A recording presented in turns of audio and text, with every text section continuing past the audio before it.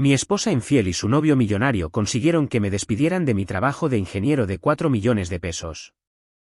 Disfruta de la pobreza, me escribió en un mensaje de texto. A los 38 años, trabajando como conserje, me corté la mano y fui a urgencias. El médico examinó mis análisis de sangre y se quedó en silencio. Llamó a 3 especialistas que se me quedaron mirando. Señor, su ADN muestra algo imposible. Usted está emparentado con... En el momento en que ese médico miró mis análisis de sangre y se puso pálido, supe que algo andaba mal. Salió de la habitación sin decir una palabra. A través de la ventana de cristal, lo observé hacer una llamada telefónica, con la mano presionada contra la frente como si estuviera tratando de procesar algo imposible. 10 minutos después, 3 especialistas se agolparon en esa diminuta sala de urgencias y me miraron como si fuera un fantasma, no con lástima, no con preocupación, sino con total y absoluta incredulidad. Mi nombre es Omar Valdés. Tengo 38 años. 3 meses antes de esa noche, estaba limpiando inodoros y trapeando pisos por un sueldo miserable en ese mismo hospital. Llevaba un uniforme gris con mi nombre bordado en el pecho. Empujaba un cubo de trapeador amarillo por pasillos donde nadie me miraba 2 veces. Era invisible. No era nada. Era un hombre cuya esposa infiel y su novio millonario habían destruido sistemáticamente todo lo que pasé 15 años construyendo. Solía ser ingeniero estructural senior. Ganaba 4360000 de pesos al año. Diseñaba edificios que se mantendrían en pie durante 100 años. Tenía una casa en los suburbios, una cuenta de jubilación y un futuro que parecía estable y seguro. Entonces mi esposa, Sofía, decidió que yo no era lo suficientemente ambicioso para su gusto. Encontró a un inversor tecnológico llamado Víctor Hinojosa que tenía 1.200 millones de pesos, un yate y todas las cosas que ella creía merecer. No solo me dejó. Ayudó a Víctor a reducir mi carrera a cenizas. Él hizo llamadas telefónicas a las personas adecuadas. Fui despedido sin causa, puesto en la lista negra de todas las firmas de ingeniería de la región. Vi cómo mis ahorros se reducían a nada mientras Sofía se quedaba con la casa y la mitad de todo lo demás. La noche que empecé mi trabajo de conserje, me envió una fotografía de ella en el yate de Víctor en algún lugar del Caribe. El mensaje adjunto decía 2 palabras que todavía resuenan en mi cabeza: disfruta de la pobreza. Así que ahí estaba yo, a los 3 meses de mi nueva vida como el tipo que limpia inodoros para ganarse la vida, sentado en una cama de hospital con 16 puntos en la mano por una bombilla rota que me hizo un corte profundo. Mi sangre estaba por todo mi uniforme. Había perdido suficiente como para preocupar a las enfermeras. Me hicieron pruebas, el procedimiento estándar para una herida tan grave. Esperaba que me dijeran que estaba anémico, quizás diabético, quizás algo peor. En ese momento, casi esperaba que fuera algo fatal. Al menos así la lucha terminaría. Pero cuando el doctor Rafael Aguilar regresó con esos 3 especialistas, cuando cerraron la puerta tras de sí y acercaron sillas como si estuvieran a punto de dar una noticia que destrozaría mi mundo, me di cuenta de que esto era algo completamente diferente. La jefa del departamento de genética se sentó junto a mi cama y me hizo una pregunta que pareció salir de la nada. Señor Valdés, ¿fue adoptado su padre? Le dije, sí. Jorge Valdés fue adoptado cuando era un bebé en 1952. Nunca conoció a sus padres biológicos, nunca los buscó y murió creyendo que el pasado no importaba. Ella asintió lentamente. Luego dijo un nombre que toda persona en Nuevo León conoce, un nombre asociado a acerías, rascacielos y miles de millones de pesos en fundaciones benéficas, un nombre que pertenecía a una de las familias más ricas de la historia de México. Señor Valdés, según su perfil genético, usted es el nieto biológico de Elías Torrescano. Elías Torrescano había muerto 2 meses antes a los 94 años. Su patrimonio estaba valorado en más de 180.000 millones de pesos. No tenía herederos vivos. Su único hijo murió décadas atrás sin hijos, o eso creía el mundo. Pero su hijo sí tuvo un hijo, un bebé varón nacido en secreto y dado en adopción para proteger el nombre de la familia. Ese bebé era mi padre, y eso significaba que yo era el único heredero superviviente de todo. La habitación comenzó a girar. Mis puntos palpitaban. Mis oídos zumbaban tan fuerte que apenas podía escuchar lo que el médico dijo a continuación. Hace 3 meses, mi esposa infiel me envió un mensaje de texto para que disfrutara de la pobreza. Esa noche en la sala de urgencias, cubierto de mi propia sangre, descubrí que la pobreza estaba a punto de convertirse en un recuerdo lejano, y la venganza estaba a punto de volverse muy, muy asequible. Durante 15 años, estuve viviendo lo que creía que era el sueño mexicano. Me despertaba cada mañana a las 6, besaba a mi esposa en la frente y conducía 45 minutos hasta el centro de Monterrey, donde trabajaba como ingeniero estructural senior en Bravo y Asociados. Era una de las firmas de ingeniería más grandes del noreste del país. Diseñábamos hospitales, edificios universitarios y sedes corporativas, estructuras que sobrevivirían a todos los que las construyeron.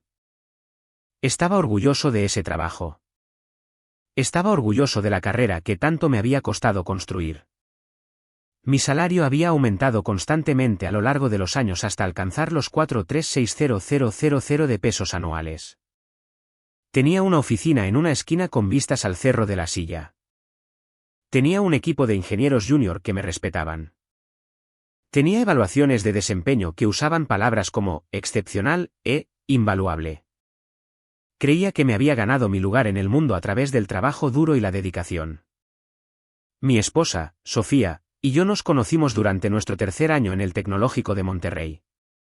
Ella estudiaba negocios y yo estaba inmerso en mis cursos de ingeniería. Era hermosa, ambiciosa e implacablemente perseverante. Tenía una energía que te hacía sentir que todo era posible. Cuando me miraba y me decía que iba a ser alguien importante, yo le creía. Quería ser el hombre que ella veía cuando me miraba. Nos casamos 2 años después de la graduación, una ceremonia pequeña, una recepción modesta, solo familia y amigos cercanos. Mi madre, Dora, lloró durante toda la ceremonia. Mi padre, Jorge, me estrechó la mano y me dijo que estaba orgulloso del hombre en que me había convertido. Esa fue la última vez que recuerdo sentirme completamente en paz con mi vida.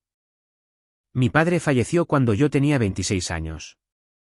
Un ataque al corazón, sin previo aviso. Tenía 61 años y había trabajado en una fundidora de acero desde los 18. Sus manos eran ásperas y callosas por décadas de trabajo duro, pero nunca se quejó. Solía decir que el trabajo honesto era su propia recompensa, que el carácter de un hombre se construía a través de las cosas que soportaba sin reconocimiento.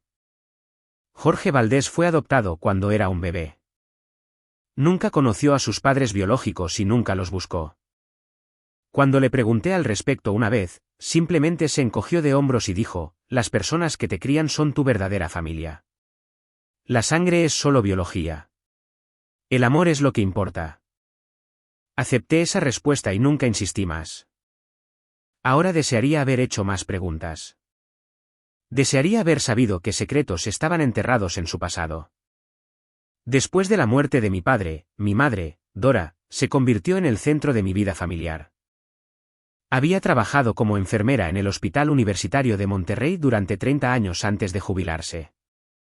Era una mujer pequeña con el pelo plateado y ojos amables que podían ver a través de cualquier mentira que intentara contar. Nunca confió completamente en Sofía. Hacía comentarios que parecían inocentes en la superficie pero que llevaban filos cortantes por debajo. Esa chica ama tu potencial más de lo que te ama a ti, Omar, me dijo una vez después de una cena familiar en la que Sofía pasó toda la velada hablando de dinero. Lo descarté como la típica tensión con la suegra. Las madres nunca piensan que nadie es lo suficientemente bueno para sus hijos, me dije a mí mismo. Dora acabaría por aceptarla. Tenía un hermano menor llamado Daniel que vivía en Guadalajara con su esposa, Teresa, y sus 2 hijos. Hablábamos por teléfono cada pocas semanas e intercambiábamos mensajes de texto sobre partidos de fútbol americano y novedades familiares, pero nunca fuimos particularmente cercanos. Él tenía su vida y yo la mía. Existíamos en paralelo sin cruzarnos mucho. Mi vida giraba en torno a 2 cosas, mi carrera y mi matrimonio. Lo di todo por ambos. Trabajaba hasta tarde por las noches y los fines de semana para cumplir con los plazos. Llevaba a Sofía de vacaciones a los lugares que ella quería visitar. Le compraba joyas en los aniversarios y la sorprendía con flores sin motivo alguno. Pensaba que estaba construyendo algo permanente. Pensaba que si trabajaba lo suficiente y la amaba por completo, envejeceríamos juntos como lo hicieron mis padres. Las primeras grietas aparecieron unos 2 años antes de que todo se derrumbara. Sofía había pasado del sector inmobiliario comercial a las propiedades de lujo. Empezó a asistir a eventos para hacer contactos con clientes adinerados y a visitas privadas en áticos que costaban más de lo que yo ganaría en una década. Llegaba a casa cada vez más tarde. Hablaba constantemente de dinero, de gente que tenía más que nosotros, del estilo de vida que se merecía. Noté los cambios, pero me convencí de que solo eran fases, ambición profesional, crecimiento laboral, nada de qué preocuparse. Confiaba plenamente en ella porque nunca había tenido una razón para no hacerlo. Creía en nuestro matrimonio de la misma manera que creía en los edificios que diseñaba, sólidos, permanentes, construidos para durar. Estaba equivocado en todo, y estaba a punto de descubrir exactamente cuán equivocado había estado. La noche que descubrí la verdad sobre Sofía, llegué a casa temprano del trabajo con una migraña. La casa estaba en silencio cuando entré por la puerta principal. Su coche estaba en la entrada, pero no respondió cuando la llamé. Subí las escaleras para tomar un medicamento y acostarme en la oscuridad. Fue entonces cuando oí su voz proveniente de nuestro dormitorio. Se estaba riendo, esa risa suave y coqueta que no había oído dirigida a mí en años. Me quedé fuera de la puerta y la escuché hablar por teléfono. No tiene ni idea. Está tan concentrado en sus pequeños planos y proyectos de ingeniería que no se da cuenta de nada. Podría hacer una maleta y marcharme mañana, y probablemente no se daría cuenta de que me he ido hasta que la cena se enfriara. Sentí una opresión en el pecho. Empujé la puerta lentamente. Estaba tumbada en nuestra cama con una bata de seda, con el teléfono pegado a la oreja, sonriendo por algo que la otra persona decía. Cuando me vio allí de pie, su rostro se puso pálido durante exactamente 2 segundos. Luego se recuperó y le dijo a la persona con la que hablaba que la llamaría más tarde. ¿Cuánto tiempo llevas ahí de pie?, preguntó. El suficiente. No se disculpó. No puso excusas. Simplemente suspiró como si yo fuera una molestia que había estado tolerando durante demasiado tiempo. Se llama Víctor Hinojosa. Es un cliente.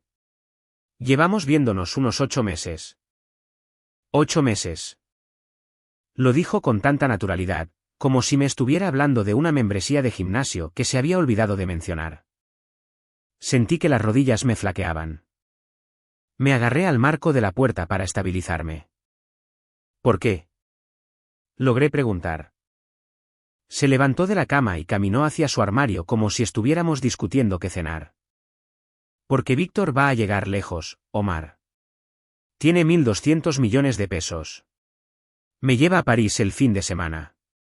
Me presenta a gente que realmente importa en este mundo. Tú me llevas a Vips y hablas de las cargas de tensión del hormigón. Quería gritarle. Quería lanzar algo.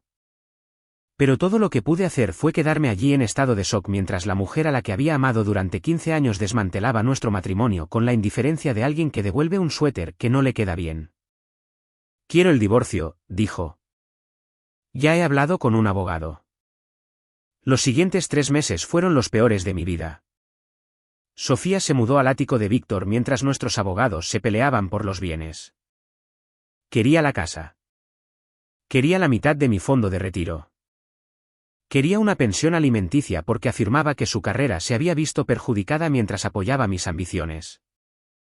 La crueldad de ese argumento me hizo dar vueltas la cabeza. La había apoyado en cada cambio de carrera, cada nueva certificación, cada evento de contactos que la mantenía fuera hasta la medianoche. Pero la devastación financiera no fue nada comparada con lo que vino después. 3 semanas después de que Sofía solicitara el divorcio, me llamaron a la oficina de Ricardo Bravo, el director ejecutivo de mi empresa. Ricardo era un hombre alto, de pelo canoso y ojos fríos. Había construido Bravo y Asociados de la nada, y la dirigía como un reino donde él era la única autoridad que importaba. Siéntate, Omar. Me senté frente a su escritorio mientras él revolvía papeles y evitaba el contacto visual. Estamos reestructurando el departamento de ingeniería. Tu puesto ha sido eliminado, con efecto inmediato. Recursos Humanos procesará tu liquidación y recogerá tus credenciales. Sentí como si me hubieran dado un puñetazo en el estómago. ¿Eliminado? Ricardo, llevo aquí 15 años.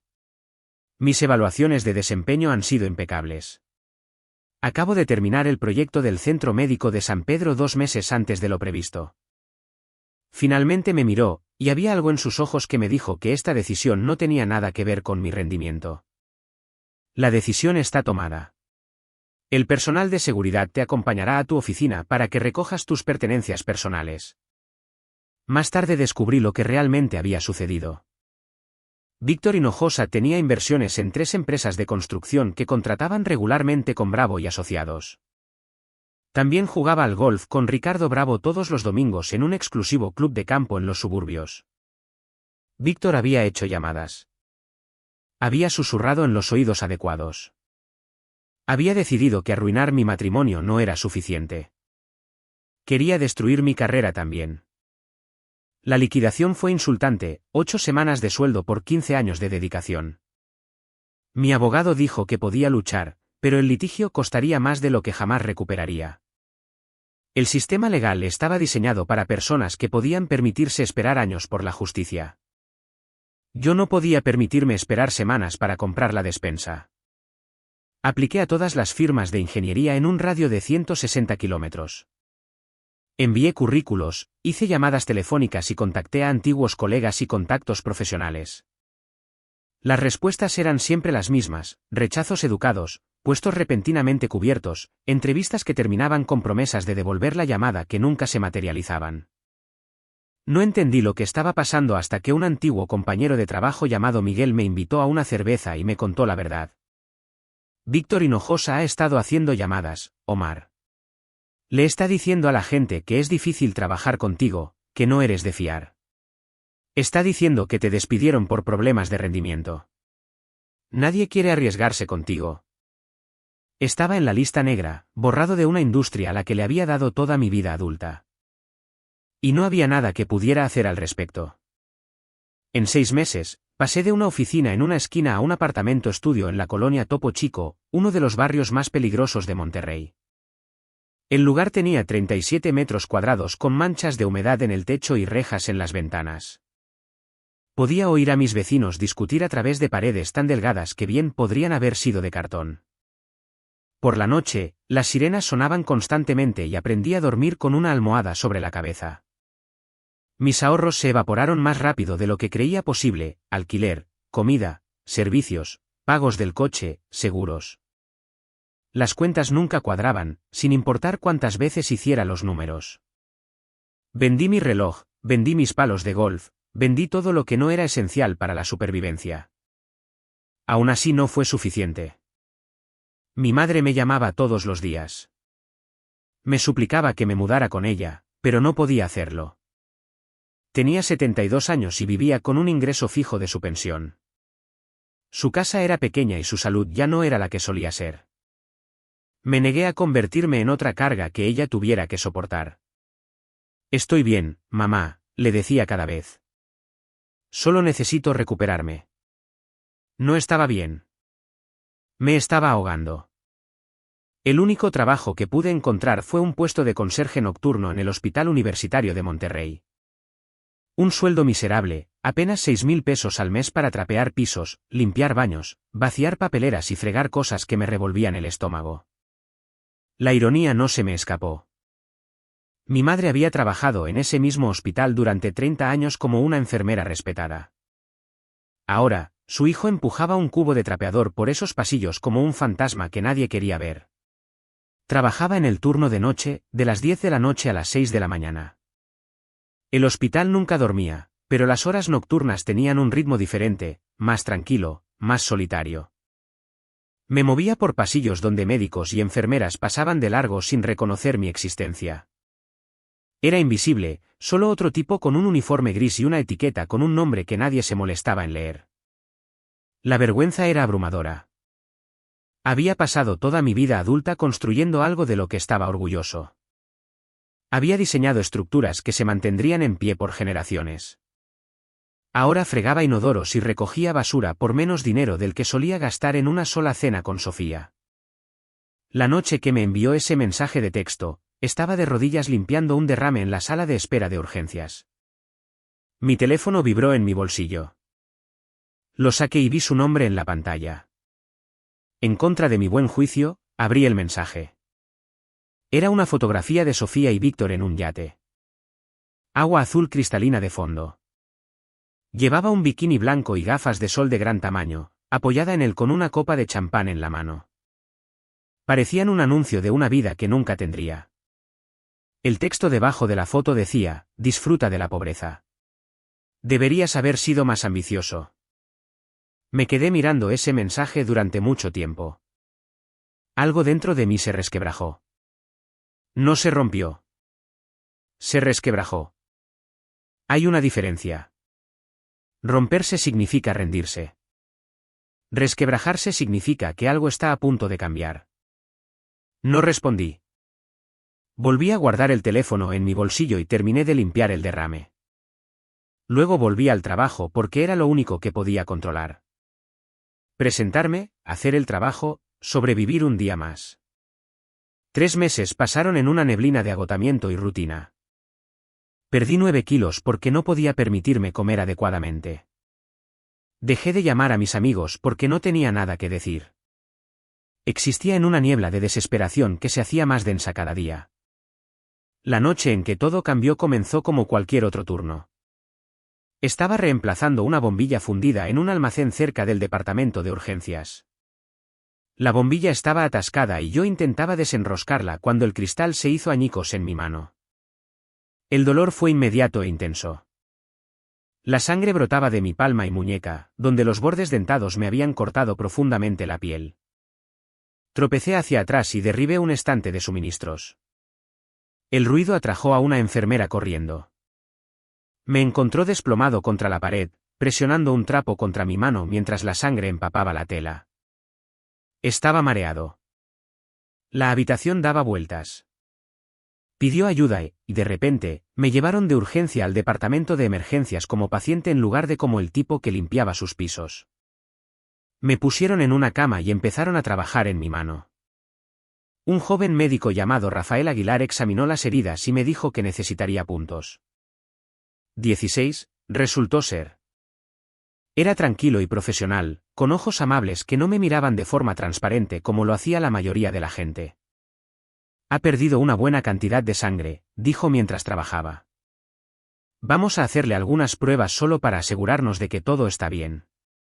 Es el procedimiento estándar para una herida tan grave. Asentí y lo dejé hacer su trabajo.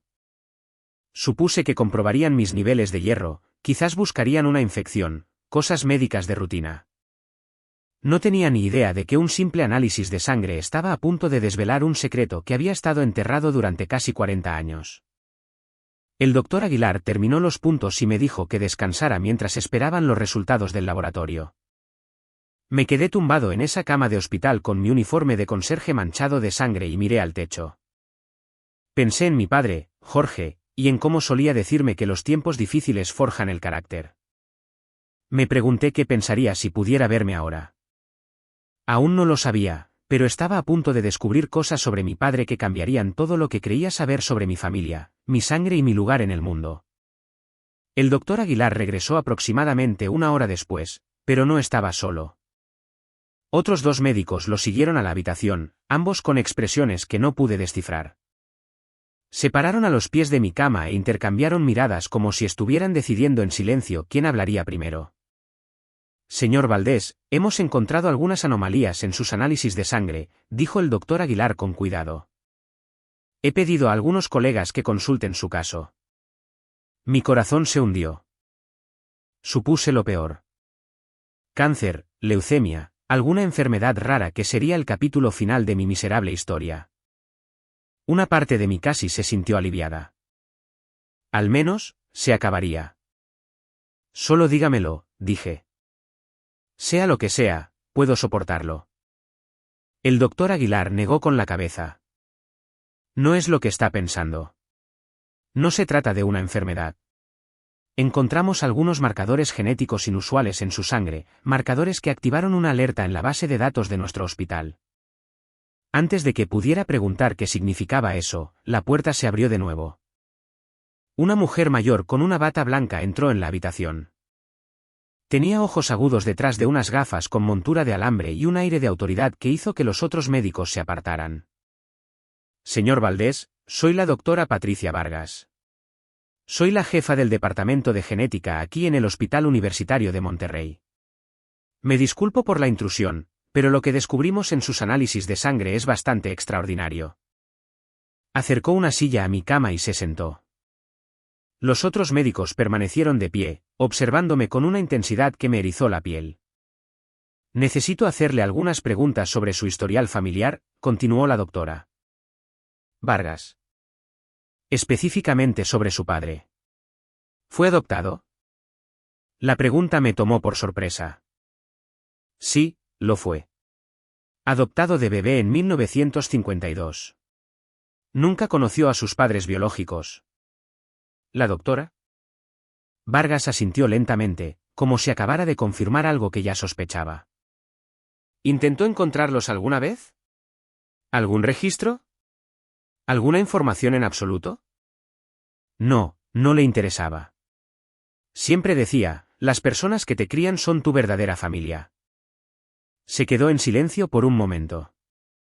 Luego se inclinó hacia adelante y habló en un tono que era a la vez suave y deliberado. Señor Valdés, su sangre contiene marcadores genéticos que solo hemos encontrado una vez antes en toda nuestra base de datos. Estos marcadores están asociados a un linaje muy específico, una familia cuyos registros médicos han sido parte de nuestro sistema durante décadas debido a sus sustanciales donaciones a este hospital. Se me secó la boca. ¿Qué familia? La familia Torrescano. El nombre me golpeó como un puñetazo. Todo el mundo en Nuevo León conocía a los Torrescano. Elías Torrescano construyó un imperio del acero a principios de 1900 que lo convirtió en uno de los hombres más ricos de México. La Fundación Torrescano había donado cientos de millones de pesos a hospitales, universidades y organizaciones benéficas de todo el país. Su nombre estaba en edificios, becas y centros de investigación por todo el estado. Elías Torrescano había muerto 2 meses antes a los 94 años. Su muerte dominó las noticias durante semanas porque dejó un patrimonio valorado en más de 180.000 millones de pesos. Pero había una complicación con la herencia que abogados y periodistas habían estado analizando desde entonces. Elías no tenía herederos vivos. Su único hijo, Francisco Torrescano, murió en un accidente de coche en 1985. Francisco nunca se casó y no tuvo hijos, o eso decía la historia oficial. Cuando Elías falleció, su testamento especificaba que su fortuna iría a cualquier descendiente biológico. Si no existía ninguno, el patrimonio se disolvería y se distribuiría entre varias fundaciones benéficas. ¿La doctora Vargas observó mi rostro mientras las piezas comenzaban a encajar en mi mente? Señor Valdés, según su perfil genético, usted es el nieto biológico de Elías Torrescano. Su padre, Jorge, era el hijo ilegítimo de Francisco Torrescano. Nació en 1952 como resultado de una aventura que Francisco tuvo con una mujer que trabajaba en la finca familiar. El embarazo se ocultó y el bebé fue dado en adopción para proteger la reputación de la familia. No podía respirar. La habitación parecía encogerse a mi alrededor. Eso es imposible, susurré. Mi padre no era nadie. Trabajó en una fundidora toda su vida. Nunca tuvo dinero. Nunca tuvo conexiones. Nunca supo quién era realmente, dijo la doctora Vargas en voz baja. Los registros de adopción fueron sellados. La familia Torrescano se aseguró de ello. Pero el ADN no miente, señor Valdés. Hicimos la prueba 3 veces para estar seguros. Usted es el nieto de Francisco Torrescano. Usted es el único heredero superviviente del patrimonio Torrescano. Las siguientes semanas fueron un huracán de abogados, verificación de ADN y frenesí mediático. El equipo legal de la Fundación Torrescano inicialmente impugnó mi reclamación. Habían pasado meses preparándose para distribuir el patrimonio según los deseos benéficos de Elías. Que un conserje apareciera de la nada afirmando ser el heredero perdido parecía el argumento de una mala película. Pero la evidencia era innegable. 3 laboratorios independientes confirmaron mi conexión genética con el linaje torrescano. Los genealogistas rastrearon los registros de adopción de mi padre hasta un orfanato católico en Monterrey que había recibido donaciones sustanciales de la familia Torrescano en 1952, el mismo año en que Jorge Valdés nació y fue entregado. La batalla legal duró 6 semanas. Al final, los tribunales fallaron a mi favor. El testamento de Elías Torrescano era explícito: cualquier descendiente biológico heredaría todo. En una fría tarde de jueves en Monterrey, me senté en una sala de conferencias rodeado de abogados y acepté formalmente mi herencia, 188.000 millones de pesos. Salí de ese edificio al aire invernal y sentí el frío picar en mi rostro. Mi teléfono vibró en mi bolsillo. Un mensaje de texto de un número desconocido. Omar, vi las noticias. Felicidades. Siempre creí en ti. Quizás deberíamos hablar. Te echo de menos, Sofía. Leí esas palabras y no sentí absolutamente nada. Ni ira, ni satisfacción, solo un vacío donde antes había amor. Bloqueé su número sin responder y volví a guardar el teléfono en mi bolsillo. Pero no había terminado. Sofía me había enviado un mensaje hace 7 meses diciéndome que disfrutara de la pobreza. Ahora era el momento de enviar un mensaje propio. Lo primero que hice con mis nuevos recursos fue contratar a un equipo de investigadores y abogados, no para proteger mi riqueza, sino para desmantelar a las personas que habían intentado destruirme. Víctor Hinojosa había construido su fortuna sobre una base de tratos cuestionables y transacciones casi ilegales. A mi equipo le llevó menos de 3 semanas recopilar pruebas suficientes para enviarlas a la Comisión Nacional Bancaria y de Valores, uso de información privilegiada, manipulación del mercado, esquemas de inversión fraudulentos. El hombre que había susurrado en los oídos para ponerme en la lista negra había dejado un rastro de delitos que nadie se había molestado en seguir hasta ahora. También adquirí participaciones mayoritarias en 3 empresas de construcción que contrataban regularmente con Bravo y Asociados. Luego, hice una llamada telefónica personal a Ricardo Bravo, el hombre que me había despedido sin dudarlo porque un inversor rico se lo pidió. Señor Bravo, soy Omar Valdés. Probablemente se acuerde de mí. Soy el ingeniero que despidió hace 7 meses porque Víctor Hinojosa jugaba al golf con usted los domingos. Podía oír su respiración al otro lado. No dijo una palabra. Le llamo para informarle de que el consorcio Torrescano rescinde todos los contratos con su empresa, con efecto inmediato. También le llamo para informarle de que Víctor Hinojosa está actualmente bajo investigación federal por fraude de valores, información que yo personalmente proporcioné a las autoridades. Pensé que debería escucharlo de mí antes de leerlo en las noticias. Balbuceó algo sobre malentendidos y decisiones difíciles. No lo dejé terminar. Adiós, Ricardo.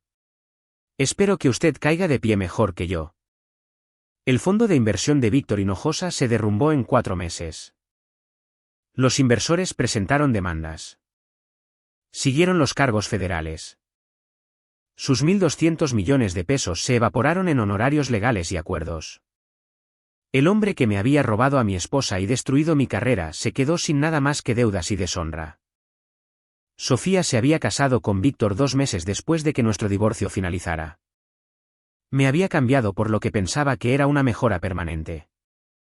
Pero cuando el imperio de Víctor se desmoronó, se encontró atada a un barco que se hundía. Solicitó el divorcio de él 8 meses después. Oí que se mudó de nuevo a Querétaro para vivir con su hermana. Nunca volví a hablar con ella. Pensé en contactarla, no para reconciliarme, sino para decir algo, para hacerle saber que había sobrevivido a lo que ella intentó hacerme.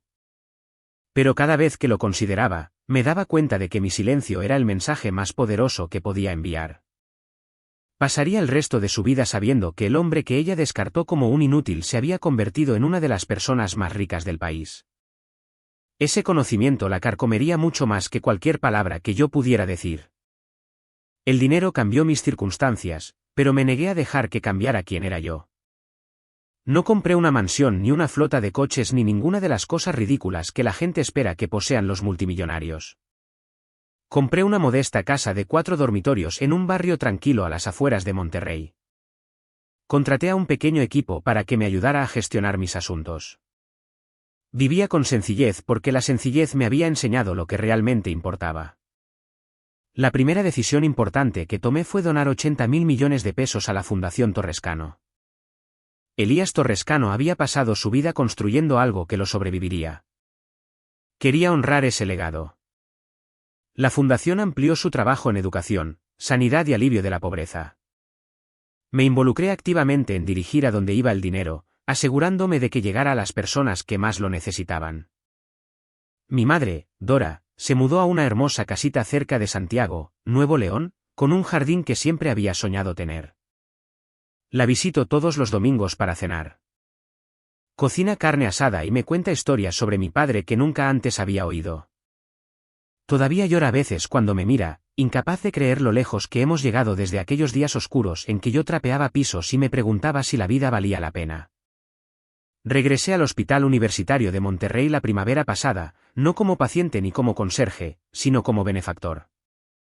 Doné 1.000 millones de pesos para construir una nueva ala dedicada a la educación de enfermería y el cuidado de los pacientes. La llamaron el Centro de Excelencia en Enfermería Dora Valdés.